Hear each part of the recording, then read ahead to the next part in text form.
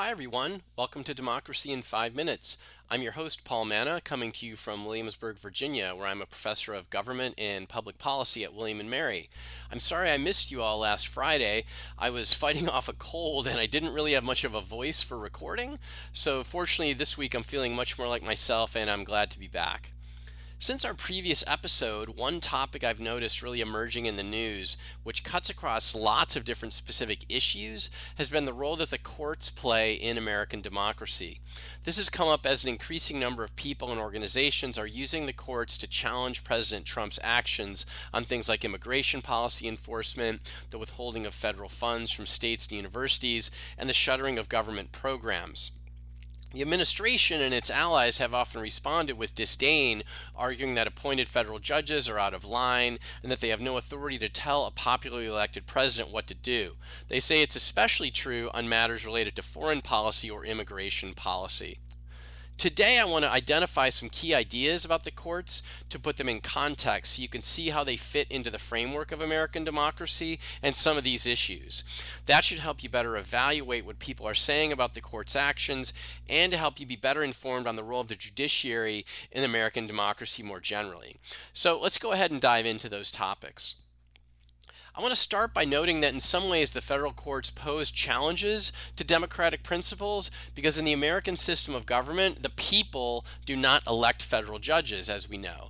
Rather, the president appoints them, the U.S. Senate votes to confirm them to their posts, and they serve for life terms. So there really are no institutions that hold federal judges directly accountable to voters, things like elections. This is why you'll hear people sometimes say that the courts are a counter-majoritarian or an anti-democratic institution. But that's the setup the authors of the Constitution designed when they wrote the nation's founding document. There was an explicit effort to insulate judges from direct popular control and even direct control from the people's elected representatives. Once judges are confirmed, they serve for life and they can only be removed if they retire, die, or in unusual cases are impeached and convicted. They have this insulation from politics. But the idea that the courts have no say over the behavior of the executive branch, especially the president, is incorrect. According to the Constitution, in Article 2, which describes the president's role, a primary job of the president is to take care that the laws are faithfully executed. If people think the president isn't faithfully executing the laws, the federal courts are a key venue people can use to challenge presidential actions. We can see that when we turn to Article 3 of the Constitution, which describes the judicial branch. Section 1 of that article says that the judicial power of the United States shall be vested in one Supreme Court and in such inferior courts as the Congress may from time to time ordain and establish. In that language, the term inferior courts refers to the district courts and the appellate courts at the circuit level, the circuit courts, in the federal system. Cases begin in federal district court, which is the lowest level and the entry level for this system. That's how the Congress set up things when it passed the Judiciary Act shortly after the nation's founding. One of the common complaints that President Trump's allies have made is that they say it's somehow anti-American for an unelected district court judge to be rebuking the president's actions.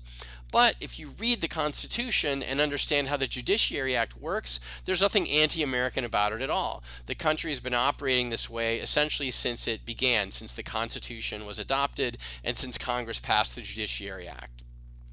Further, the powers that the district courts, circuit courts, and the Supreme Court exercise can include checking presidents, including their actions that bear on foreign policy.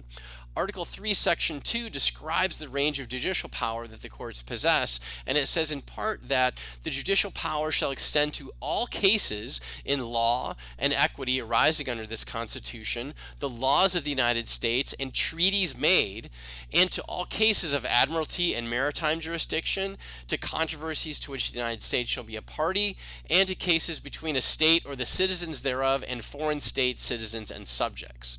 So notice that cases are not limited to domestic matters. Even though the president is the nation's foreign policy leader, the courts can scrutinize presidential actions that touch on foreign affairs. So, what can you do with this information in the coming days and weeks? I would say two things.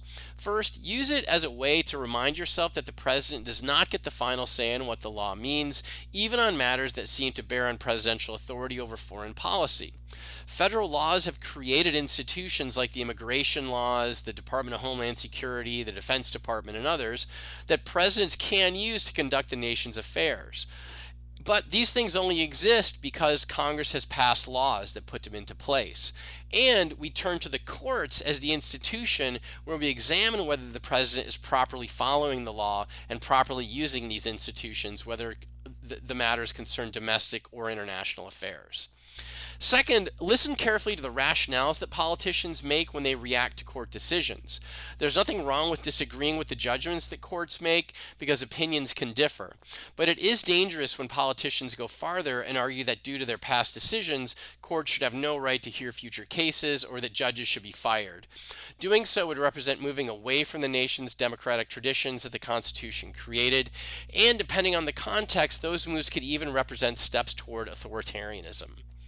It's on that serious note that I'd like to wrap up today's episode. I look forward to sharing more ideas with you next week. And so until we meet again, take good care, folks, and thanks again for tuning in.